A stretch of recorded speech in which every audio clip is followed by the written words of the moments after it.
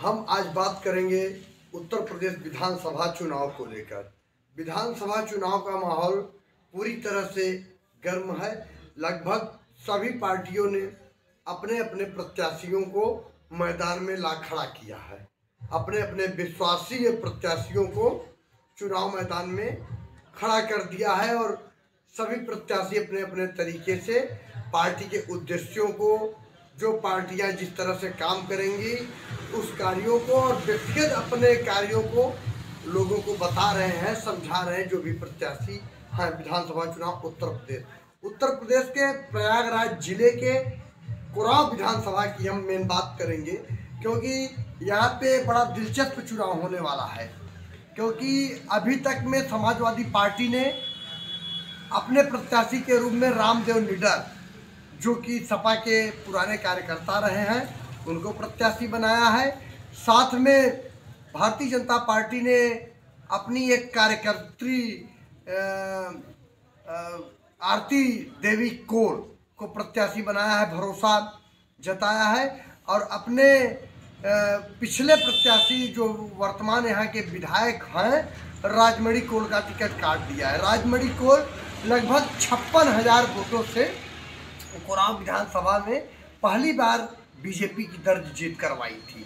योगी मोदी के भरोसे पे चुनाव लड़े थे और उनकी अपनी स्वयं की छवि इन 5 सालों में नहीं बन पाई। पार्टी की छवि पे वो चुनाव लड़े थे और पार्टी की छवि पे उनको 56,000 वोट से विजय प्राप्त हुई थी। वर्तमान में आरती कोल भी चुनाव मैदान में है, जो कि पूर्व की जिला पंचायत सदस्य रही हैं। कुराव विधानसभा के अंतर्गत वार्ड संख्या जिला पंचायत की रही होगी। वर्तमान में मुझे पता नहीं है कि किस वार्ड से, और उसी से इस बार हारी भी है। और फिर भी बीजेपी ने अपना भरोसा उन पे जताया है और काफ़ी दिलचस्प चुनाव बना दिया है।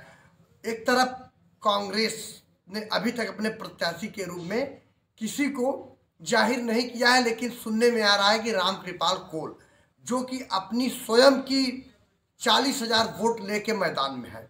कुराव विधानसभा में हमेशा से अगर किसी प्रत्याशी की बात की जाए तो चाहे समाजवादी पार्टी हो, चाहे बहुजन समाज पार्टी हो, चाहे बीजेपी हो, चाहे कांग्रेस हो, किसी भी पार्टी के पास अपने कार्यकर्ता में इतनी कुवत नहीं है कि जिसके पास अपनी स्वयं की 10,000 वोट हो।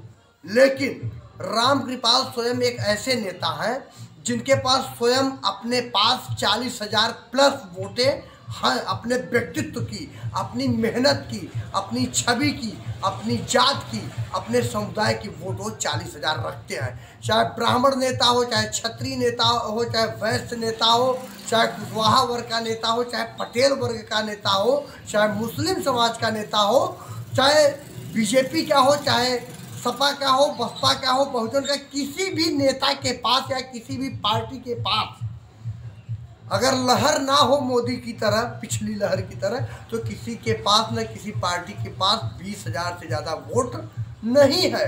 लेकिन रामकृपाल कोल के पास वर्तमान में भी 40,000 वोट है और आज से नहीं 2 बार एमएलए रहे हैं और पर्सनल पैदल चल चल के लोगों से संपर्क बनाए थे, लोगों की समस्याओं को सुनते थे।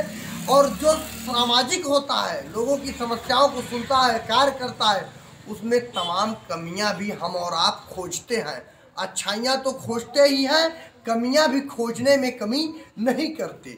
अगर रामकृपाल कुराव विधानसभा के ऐसे लीडर हैं कि अगर उनके पास कोई भी उनको जो चाहता है वो और जो नहीं चाहता वो, अगर उनके दरवाजे पे जाता है और अपनी समस्या को उन तक बताता है, अपनी बात को समझा ले जाता है, तो चाहे वो उनके हितैषी ना हो, उनका विरोध चाहे चुनाव में किया हो, चाहे वैसे भी कर रहा हो, वो उसका साथ देते हैं। वो ऐसे नेता हैं। ऐसे कुराव में नेता नहीं हैं। वो हमेशा सभी का हित करते हैं। लोगों को लगता है कि वो भूमाफिया हैं, ऐसा लोग डालते हैं, लेकिन लोगों को उन्होंने खुले मंच पे ये आह्वान किया और बताया कि कोई भी कह दे कि रामकृपाल किसी गांव से या किसी गांव में एक भी व्यक्ति की किसी भी तरह की संपत्ति पर, जमीन पे अगर कब्जा लिए हो तो हम कभी भी जीवन में चुनाव नहीं लड़ेंगे, ऐसा खुल के बोलने वाला कोई प्रत्याशी नहीं। और बीजेपी क्या अगले बार पुनः प्रत्याशी बदल देगी कि उसकी लहर एकदम कम हो जाएगी। अगर प्रत्याशियों को पार्टियां टिकट दे रही हैं अपनी लहर की, अपनी ताकत की, तो हर बार प्रत्याशी बदलते थोड़ी रहेंगे। सत्ते के बाहर भी जाना पड़ेगा, पार्टी को भी, प्रत्याशी को भी।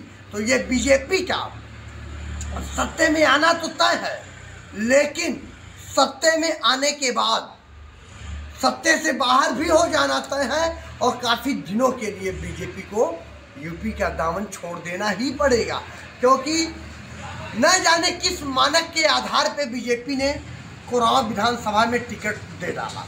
मानक तय करने की क्या क्राइटेरिया थी, ये समझ में ही नहीं आ रहा है कि कैसा व्यक्तित्व होना चाहिए।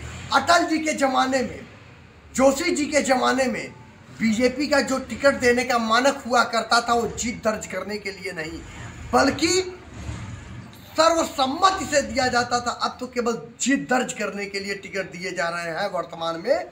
लेकिन पिछले परिप्रेक्ष्य को अगर आप खंगालेंगे तो बीजेपी सत्ते में आना नहीं मंजूर करती थी, सत्ते पे काबिज होना, लेकिन चरित्रवान को ही हमेशा टिकट देती रही है। और हम बताएं, जिस भी व्यक्ति के पास अपनी स्वयं का वोट है 30,000 40,000, वो एक बड़ी पार्टी स्वयं में है। और पार्टियों को उस व्यक्ति का सम्मान करना चाहिए। बहुत बहुत धन्यवाद।